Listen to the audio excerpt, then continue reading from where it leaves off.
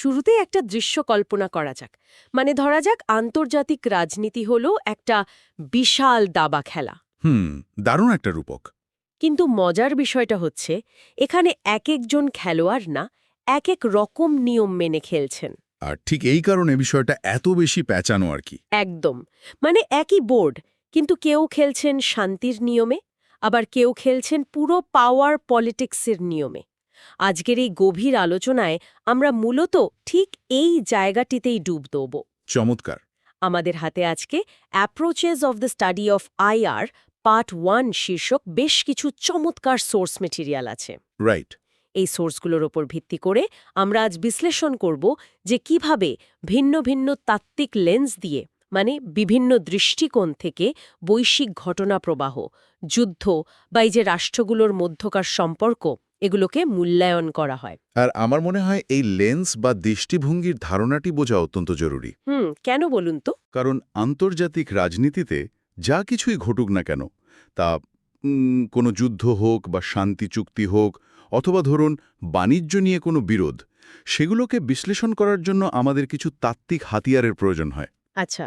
কিন্তু প্রথম দর্শনেই যে বিষয়টি একদম পরিষ্কার করে নেওয়া দরকার, তা হলো আন্তর্জাতিক সম্পর্কের কোনো তাত্ত্বিক দৃষ্টিভঙ্গি কিন্তু সম্পূর্ণ নিরপেক্ষ বা অবজেক্টিভ নয়। ও আচ্ছা, মানে সবারই নিজস্ব একটা বায়াস আছে। ঠিক তাই। এগুলো আসলে এক একটি রঙিন চশমার মতো। লাল চশমা পড়লে যেমন পুরো পৃথিবী লাল দেখায়, তেমনি এক একটি তত্ত্ব বিশ্ব রাজনীতিকে তার নিজস্ব অনুমানের ছাঁচে ফেলে ব্যাখ্যা করে। এই চশমার রূপকটা আমার দারুণ লাগে।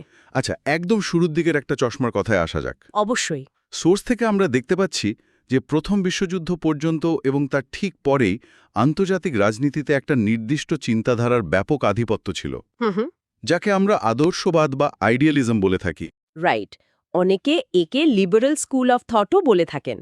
মানে প্রথম বিশ্বযুদ্ধের ওই ভয়াবহতা আর ধ্বংসলীলা দেখার পর মানুষ আসলে খুব মরিয়া হয়ে এমন একটা সমাধান খুঁজছিল যাতে আর কখনোই এরকম কোনো যুদ্ধ না হয়। হ্যাঁ, ঠিক তাই। সোর্স ম্যাটেরিয়াল বলছে এই দৃষ্টিভঙ্গিটি ছিল অত্যন্ত আশাবাদী।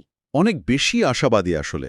এরা সত্যিই বিশ্বাস করত যে চাইলে পৃথিবী থেকে যুদ্ধ, ক্ষুধা আর সহিংসতা চিরতরে মুছে ফেলা সম্ভব।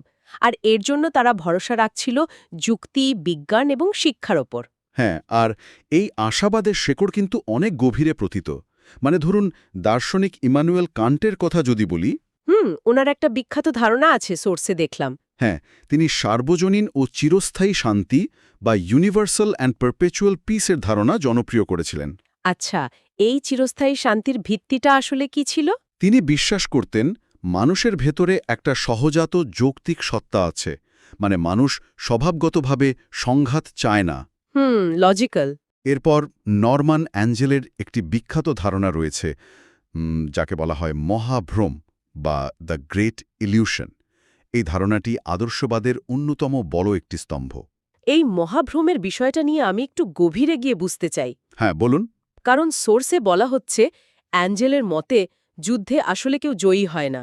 রাইট। কিন্তু আমরা তো ইতিহাসে হাজার হাজার যুদ্ধ দেখেছি যেখানে স্পষ্টতই একজন বিজয়ী থাকে। তারা পরাজিত দেশের সম্পদ দখল করে, এলাকা দখল করে। তাহলে জয়টা বিভ্রম বা ইলুশন হচ্ছে কিভাবে? খুব চমৎকার একটা পয়েন্ট তুলেছেন। অ্যাঞ্জেল মূলত বোঝাতে চেয়েছেন যে আধুনিক বিশ্বের রাষ্ট্রগুলোর অর্থনীতি একে অপরের সাথে এত গভীরভাবে যুক্ত যে যুদ্ধ করে কোনো আসল লাভ ঘরে তোলা যায় না। মানে অর্থনৈতিক দিক থেকে বলতে চাচ্ছেন? হ্যাঁ, ধরা যাক একটি দেশ যুদ্ধে জিতে কিছু ভূখণ্ড পেল, কিন্তু সেই যুদ্ধ চালাতে গিয়ে তার নিজের অর্থনীতি তো ধসে গেছে, তাই না? তা তো বটেই। লাখ লাখ কর্মক্ষম তরুণ মারা গেছে, আর পরাজিত দেশের বাজার ধ্বংস হয়ে যাওয়ার কারণে বিজয়ী দেশ তাদের পণ্য আর কোথাও বিক্রি করতে পারছে না।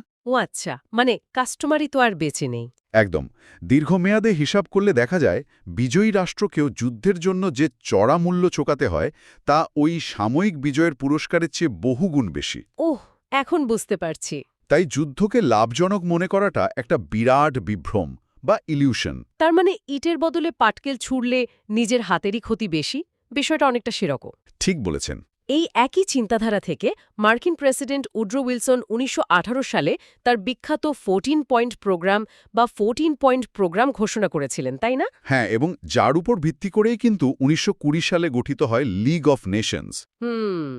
এখানেই তো প্রথম কালেকটিভ সিকিউরিটি বা যৌথ নিরাপত্তার ধারণাটি প্রাতিষ্ঠানিক রূপ পায়। ঠিক, যৌথ নিরাপত্তার মেকানিজমটা আসলে খুবই সহজ, কিন্তু মারাত্মক শক্তিশালী একটি আইডিয়া। এটা কিভাবে কাজ করে? এর মানে হলো কোনো একটি রাষ্ট্রের উপর হামলা হলে ধরে নেওয়া হবে সেটি আন্তর্জাতিক সম্প্রদায়ের সবার উপর হামলা, আচ্ছা, এবং সবাই মিলে একজোট হয়ে সেই হামলাকারীকে প্রতিহত করবে। একটা জোটবদ্ধ প্রতিরোধ আর কি। হ্যাঁ, আদর্শবাদীরা মনে করতেন রাষ্ট্রগুলো যদি আন্তর্জাতিক আইন এবং মাল্টিল্যাটারালিজম বা বহুপাক্ষিকতার মতো একটি নিয়মতান্ত্রিক কাঠামোর ভেতর থাকে, তবে ভয়ে হোক বা যুক্তির খাতিরে হোক তারা আগ্রাসী আচরণ থেকে বিরত থাকবে। সোর্সেসটা কিন্তু আন্তর্জাতিক রাজনীতিতে অহিংসার ধারণায় মহাত্মা গান্ধীর অবদানের কথাও উল্লেখ আছে। হ্যাঁ, এটাকেও আমরা এই আদর্শবাদেরই একটি বড় দার্শনিক ভিত্তি হিসাবে দেখতে পারি, যেখানে নৈতিক শক্তির ওপর জোর দেওয়া হয়েছে।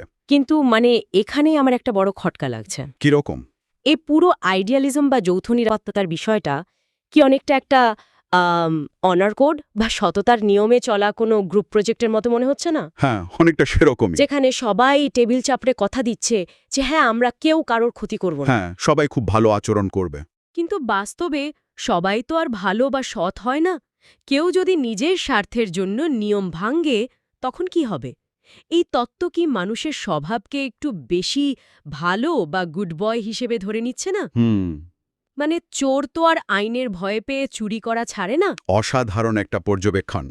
ঠিক এই জায়গাটিতেই আদর্শবাদের সবচেয়ে বড় ফাটলটি তৈরি হয়। তাই নাকি? হ্যাঁ, এবং আন্তর্জাতিক সম্পর্কের পণ্ডিতেরা পরবর্তীতে ঠিক এই সমালোচনাটিই করেছিলেন।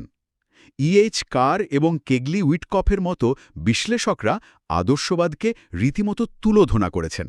আচ্ছা, তারা কি বলেছিলেন? ইএইচ কার তো আদর্শবাদীদের সোজাসুজি ইউটোপিয়ান বা কল্পনা বিলাসী হিসেবে আখ্যায়িত করেন। কল্পনাবিলাসী কারণটা কি? কারণ হিসেবে তিনি বলেন, আদর্শবাদীরা আন্তর্জাতিক রাজনীতিতে ক্ষমতার লড়াই বা পাওয়ার পলিটিক্সের বাস্তবতাকে পুরোপুরি এড়িয়ে গেছেন। ক্ষমতা এমন এক ধ্রুবক যাকে রাষ্ট্র পরিচালনা থেকে কখনোই বাদ দেওয়া যায় না। আপনি শুধু আইনের দোহাই দিয়ে ক্ষমতার আকাঙ্ক্ষাকে আটকে রাখতে পারবেন না। আর তার সবচেয়ে বড় প্রমাণ তো ইতিহাস নিজেই দিয়েছে। একদম। ১৯২০ দশকে মানুষ যে স্বপ্নের ফানুস উড়িয়েছিল, দ্বিতীয় বিশ্বযুদ্ধের ভয়াবহতা সেই ফানুসকে পুরোপুরি ফুটো করে দিল। হ্যাঁ, লিগ অফ নেশনস বিশ্বশান্তি রক্ষায় চূড়ান্তভাবে ব্যর্থ হল, কারণ একদিকে যুক্তরাষ্ট্র নিজেই এই সংস্থায় যোগ দেয়নি, আবার সোভিয়েত ইউনিয়নও এর বাইরে ছিল। রাইট? অন্যদিকে সংস্থাটি মূলত প্রথম বিশ্বযুদ্ধে বিজয়ী দুই দেশ ফ্রান্স এবং ইংল্যান্ডের আধিপত্যে চলত। হ্যাঁ, এটা তাদের একটা ক্লাবের মতো হয়ে গিয়েছিল। যখন জার্মানি, ইতালি বা জাপানের মতো দেশগুলো চরম আগ্রাসন শুরু করল, তখন সেই যৌথ নিরাপত্তা বা অনার কোড আর কাজে আসেনি। সবাই নিজের নিজের পিঠ বাঁচাতে ব্যস্ত হয়ে পড়ল। ঠিক। লিগ অফ নেশনসের এই পতন আর দ্বিতীয় বিশ্বযুদ্ধের ধ্বংসস্তূপ থেকেই আসলে আন্তর্জাতিক রাজনীতিতে পণ্ডিতদের মোহভঙ্গ ঘটে। তারা বুঝতে পারলেন যে পৃথিবীটা আসলে অত সুন্দর না। হ্যাঁ, তারা দেখলেন আমরা পৃথিবীটাকে যেমন শান্তিময় দেখতে চাই, আর বাস্তবে পৃথিবীটা যেমন, এই দুটোর মধ্যে আকাশ পাতাল তফাৎ। আর এই রূঢ় বাস্তবতা থেকেই জন্ম নিল নতুন এক তাত্ত্বিক চশমার, যাকে আমরা বলি বাস্তববাদ বা রিয়েলিজম। সোর্সে দেখছি দুই বিশ্বযুদ্ধের মধ্যবর্তী সময়ে ইএইচ কারের 20 ইয়ার্স ক্রাইসিস এবং পরবর্তীতে হ্যান্স মর্গেনথাউয়ের পলিটিক্স অ্যামং নেশনস বইটির মাধ্যমে এই তত্ত্বটি শক্ত ভিত্তি পায়। একদম। আর এই বাস্তবাদের মূল ভিত্তিটা আদর্শবাদের ঠিক উল্টো মেরুতে অবস্থান করছে। তারা মানুষকে আর ভালো ভাবছে না। না, বাস্তববাদীরা মানুষের স্বভাবকে আর যৌক্তিক বা ভালো হিসাবে দেখছেন না। তাদের মতে মানুষের স্বভাব মূলত স্বার্থপর এবং অহংকারী। আচ্ছা, তারা এই স্বভাবকে ইগোইজম বলছেন। মানুষ যেমন স্বভাবগতভাবে ক্ষমতা আর স্বার্থের পেছনে ছোটে, মানুষের তৈরি রাষ্ট্রগুলো ঠিক একই আচরণ করে। এই জায়গাটা খুব ইন্টারেস্টিং। এই ইগোইজম বা স্বার্থপরতা থেকেই তো বাস্তববাদের সবচেয়ে গুরুত্বপূর্ণ ধারণাটি আসে, তাই না? হ্যাঁ, আন্তর্জাতিক ব্যবস্থা হলো মূলত একটি নৈরাজ্য বা অ্যানার্কি। রাইট। তবে এখানে নৈরাজ্য শব্দটা নিয়ে একটু বিভ্রান্তি তৈরি হতে পারে কী রকম বিভ্রান্তি? মানে নৈরাজ্য মানে এই নয় যে সব জায়গায় শুধু দাঙ্গা হাঙ্গামা চলছে বা রাস্তায় রাস্তায় আগুন জ্বলছে। আচ্ছা, তাহলে ইন্টারন্যাশনাল রিলেশনসে এর মানে কি? আন্তর্জাতিক সম্পর্কের ভাষায় নৈরাজ্য বা অ্যানার্কির মানে হল বিশ্ব ব্যবস্থায় রাষ্ট্রগুলোর উপরে খবরদারি করার মতো কোনো সর্বোচ্চ ক্ষমতা বা ওয়ার্ল্ড পুলিশ নেই। ও আচ্ছা, মানে কোনো হেডমাস্টার নেই। একদম তাই। প্রতিটি রাষ্ট্রই সার্বভৌম। আপনি চাইলেই বিপদের সময় 999-এ কল করে কোনো বৈশ্বিক পুলিশকে ডাকতে পারবেন না। দাঁড়ান। তার মানে আপনি বলছেন রিয়েলিস্টদের কাছে বিশ্বটা কোনো আইনের শাসনের জায়গা নয়? না, মোটেও না। এটা তো পুরোপুরি একটা সার্ভাইভাল ভিডিও গেম বা হাঙ্গার গেমসের মতো হয়ে গেল, হ্যাঁ, ঠিক তাই। যেখানে কাউকে বিশ্বাস করলেই আপনি মারা পড়বেন। যেহেতু আপনাকে বাঁচানোর জন্য কোনো বিশ্ব পুলিশ নেই, তাই আপনাকে সারাক্ষণ নিজের শক্তি বাড়াতে হবে। রাইট। সোর্সে যেমন বলা আছে, এই নৈরাজ্যকর বিশ্বের টিকে থাকার একমাত্র উপায় হল সেলফ হেল্প বা নিজেদের রক্ষা নিজেদেরই করা। ঠিক ধরেছেন। আর এই সেলফ হেল্প বা নিজেকে বাঁচানোর তাগিরি থেকেই রাষ্ট্রগুলো ক্রমাগত ক্ষমতার ভারসাম্য বা ব্যালেন্স অফ পাওয়ার বজায় রাখার চেষ্টা করে আচ্ছা, এবং অস্ত্র প্রতিযোগিতায় বা আর্মস রেসে লিপ্ত হয়। হ্যান্স মর্গেনথাউ তার বইয়ে এই বিষয়টিকে মানুষের ক্ষমতার প্রতি অন্তহীন লোভ বা অ্যানিমাস ডোম্যানেন্ডি হিসেবে আখ্যায়িত করেছেন। অ্যানিমাস ডোম্যানেন্ডি? হ্যাঁ, বাস্তববাদীদের কাছে যুদ্ধ বা সংঘাত কোনো ভুল বোঝাবুঝি বা অনাকাঙ্ক্ষিত বিষয় নয়, বরং এটি বৈশ্বিক কাঠামোর একটি স্বাভাবিক এবং অবিচ্ছেদ্য অংশ।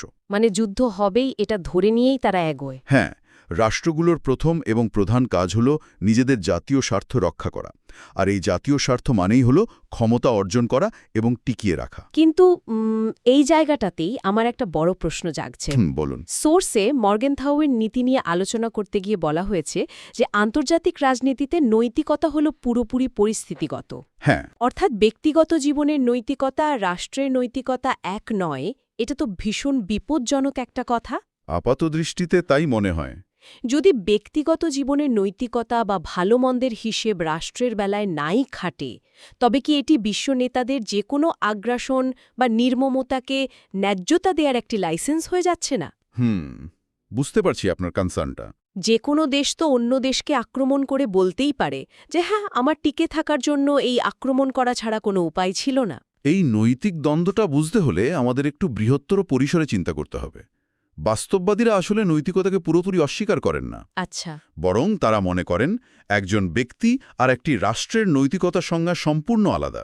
কিভাবে আলাদা? ধরুন, আপনি ব্যক্তি হিসেবে একজন গরিব মানুষকে নিজের সব জমানো টাকা দান করে দিতে পারেন, সেটা হবে আপনার মহত্ব।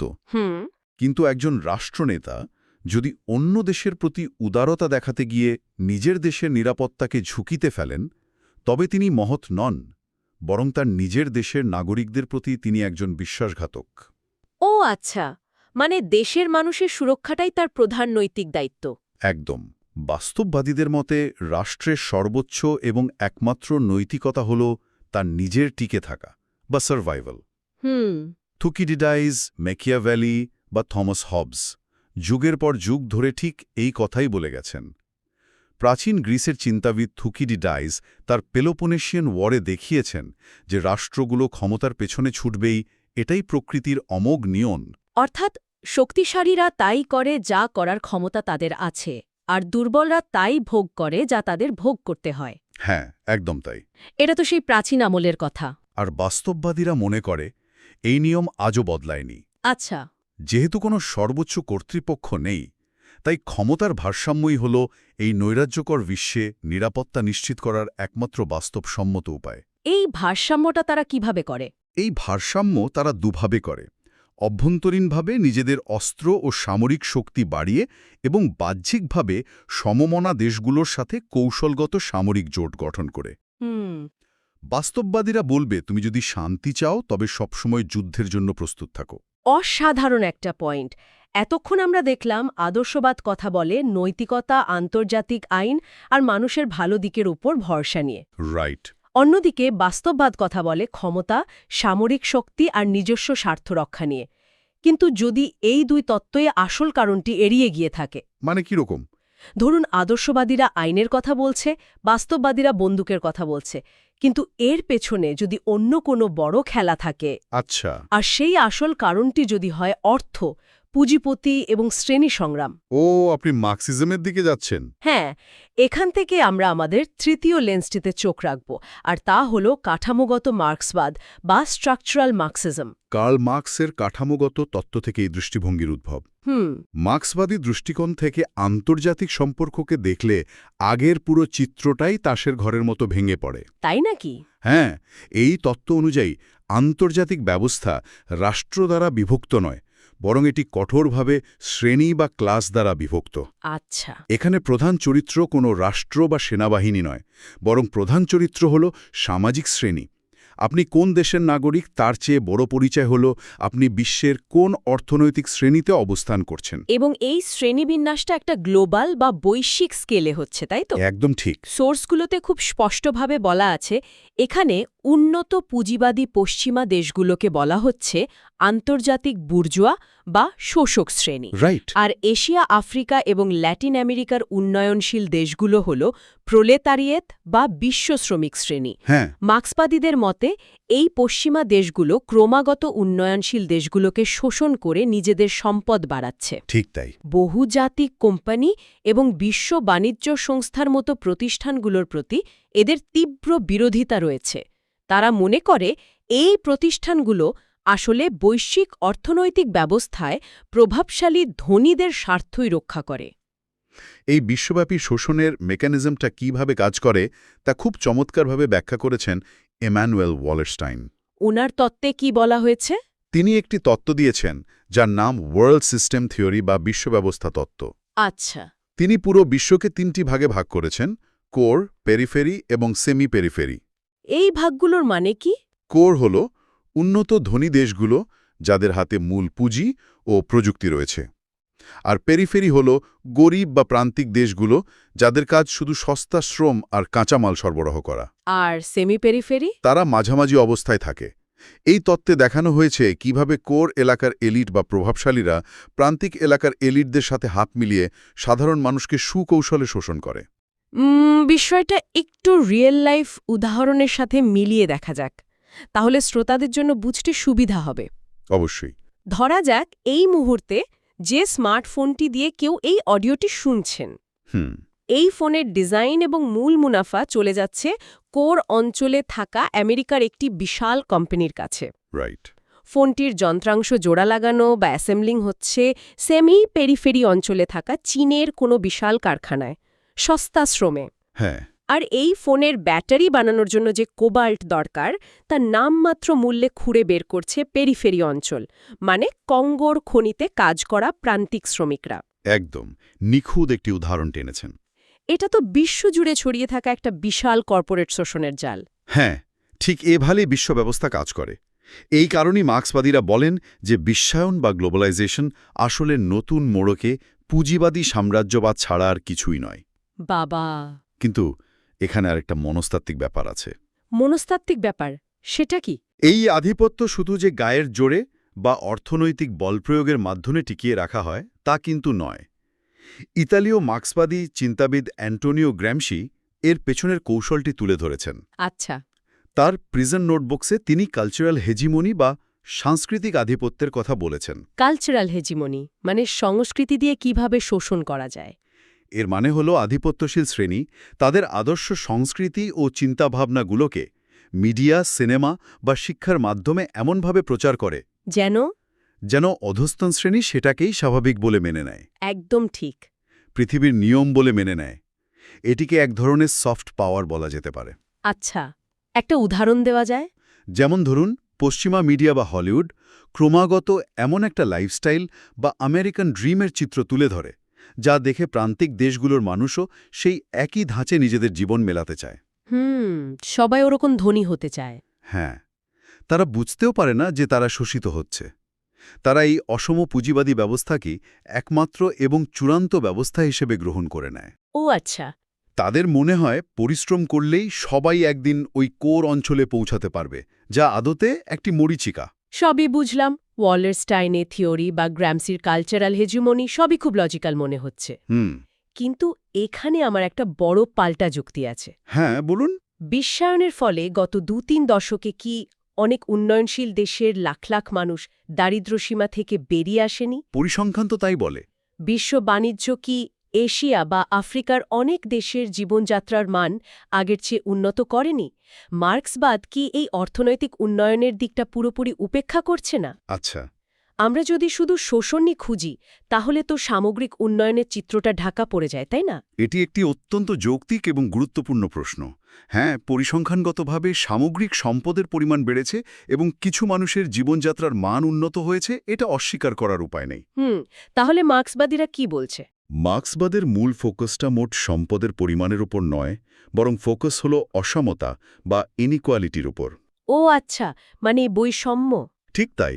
তারা যে প্রশ্নটা তোলে তা হল সম্পদ যে তৈরি হচ্ছে তার কত শতাংশ সাধারণ শ্রমিকের কাছে যাচ্ছে আর কত বিশাল অংশ গুটিকয়েক ধনকুবেরের পকেটে ঢুকছে। হ্যাঁ, এই গ্যাপটা আসলে বিশাল। আধুনিকায়ন বা উন্নয়নের যে প্রচলিত গল্প আমরা প্রতিনিয়ত শুনি, মার্ক্সবাদ মনে করে তার আড়ালে গভীর কাঠামোগত শোষণ লুকিয়ে আছে। রাইট। তারা বলছে আন্তর্জাতিক সম্পর্ক কেবল ক্ষমতা আর রাষ্ট্রের টিকে থাকার খেলা নয়, এটি মূলত বৈশ্বিক উৎপাদন ব্যবস্থা এবং সম্পদের অসম বণ্টনের একটি চিত্র। বুঝতে পেরেছি। পুঁজিবাদী এই বিশাল রথযাত্রা চাকায় যারা পিষ্ট হচ্ছে, সেই বৈষম্যের দিকটিতেই মার্ক্সবাদ মূলত আলো ফেলতে চায়। দারুণ! তাহলে আজকের এই দীর্ঘ এবং চমৎকার বিশ্লেষণ থেকে আমরা বিশ্ব রাজনীতিকে পড়ার জন্য ৩টে খুব পরিষ্কার এবং আলাদা লেন্স পেলাম। একদম। আমরা যদি মানুষের ভালো দিক, আন্তর্জাতিক আইন, যৌথ নিরাপত্তা এবং একটি যুদ্ধমুক্ত পৃথিবীর আশার ওপর ভরসা রাখি, তবে আমরা আদর্শবাদী বা আইডিয়ালিস্ট চশমা দিয়ে বিশ্বকে দেখছি। রাইট। আবার আমরা যদি মোহমুক্ত হয়ে মনে করি পৃথিবীটা একটা নৈরাজ্যের জায়গা, যেখানে কোনো বিশ্ব পুলিশ নেই এবং ক্ষমতা, সামরিক শক্তি ও নিজস্ব স্বার্থ রক্ষাই এখানে টিকে থাকার একমাত্র উপায়, তবে আমরা বাস্তববাদী বা রিয়ালিস্ট চশমা দিয়ে দেখছি। ঠিক। আর অন্যদিকে আমরা যদি মনে করি এই রাষ্ট্র বা সেনাবাহিনী সবই আসলে মুখোশ, পুরো বিশ্ব ব্যবস্থাটাই মূলত পুঁজিপতিদের দ্বারা শোষণের একটি জাল, হ্যাঁ, যেখানে কোর দেশগুলো পেরিফেরি দেশগুলোকে শোষণ করছে, তবে আমরা মার্ক্সবাদী দৃষ্টিকোণ থেকে বিষয়গুলো মূল্যায়ন করছি। অত্যন্ত চমৎকার সারসংক্ষেপ করেছেন। আর এই তাত্ত্বিক লেন্সগুলোর গুরুত্ব কিন্তু শুধু একাডেমিক বইয়ের পাতায় বা বিশ্ববিদ্যালয় ক্লাসরুমে সীমাবদ্ধ নয়। মানে বাস্তবেও এগুলো কাজে লাগবে। এখন আমরা খবরের কাগজে কোনো নতুন যুদ্ধ শুরুর খবর, দুটি বড় দেশের মধ্যে বাণিজ্য চুক্তির খবর কিংবা জাতিসংঘের কোনো ব্যর্থতার খবর পড়ব, তখন কিন্তু খুব সহজেই বোঝা যাবে খবরটি আসলে কোন তাত্ত্বিক দৃষ্টিকোণ থেকে দেখলে সবচেয়ে পরিষ্কার হবে। রাইট। বাস্তববাদী বলবে যুদ্ধ তো হবেই, এটাই প্রকৃতির নিয়ম, ক্ষমতা বাড়াও। আদর্শবাদী বলবে আলোচনার টেবিলে বসে আইনের মাধ্যমে সমাধান করো। আর মার্ক্সবাদী খুঁজবে এই যুদ্ধের ডামাডোলের পেছনে গ্লোবাল কর্পোরেট কোম্পানিগুলোর বা অস্ত্র ব্যবসায়ীদের কী অর্থনৈতিক স্বার্থ লুকিয়ে আছে। ঠিক তাই। এবং এই চশমাগুলো দিয়ে পৃথিবীটাকে দেখলে অনেক জটিল বিষয়, যা আগে হয়তো অর্থহীন মনে হতো, তা জলের মতো পরিষ্কার হয়ে যায়। একদম। তবে আজকের এই আলোচনা শেষ করার আগে আমি একটি নতুন চিন্তা জাগানিয়া বিষয় তুলে ধরতে চাই, যা হয়তো এই পুরনো তত্ত্বগুলোর ভিতকেই নাড়িয়ে দিতে পারে। আরে বাহ, সেটা কি? আমরা এতক্ষণ দেখলাম এই সব তত্ত্ব, তা সে আদর্শবাদ হোক, বাস্তববাদ হোক বা মার্ক্সবাদ হোক, এরা সবাই মূলত রাষ্ট্র, সরকার বা সামাজিক শ্রেণীকে কেন্দ্র করে আবর্তিত। তাই তো দেখলাম। কিন্তু ভবিষ্যতে যদি এমন পরিস্থিতি তৈরি হয় যেখানে বহুজাতিক প্রযুক্তি প্রতিষ্ঠানগুলো বা টেক জায়ান্টস যেমন গুগল, মেটা বা অ্যাপল যে কোনো রাষ্ট্র বা শ্রেণীর চেয়েও বেশি ক্ষমতাবান হয়ে ওঠে, ও দারুণ একটা পয়েন্ট। এদের নিজস্ব কোনো ভৌগোলিক সীমারেখা বা বর্ডার নেই, এদের কোনো সেনাবাহিনী নেই, কিন্তু এরা বিশ্বের কোটি কোটি মানুষের ডেটা, চিন্তাভাবনা এবং অর্থনীতিকে পুরোপুরি নিয়ন্ত্রণ করতে পারে। হ্যাঁ, এদের অনেক কোম্পানির অর্থনীতি তো বিশ্বের অনেক স্বাধীন রাষ্ট্রের জিডিপির চেয়েও বড়। ঠিক। যখন রাষ্ট্রগুলো এই টেক জায়ান্টসদের কাছে অসহায় হয়ে পড়বে, তখন কি শত বছর আগে তৈরি হওয়া এই পুরনো তত্ত্বগুলো দিয়ে আমরা ভবিষ্যতের সেই পৃথিবী ব্যাখ্যা করতে পারব?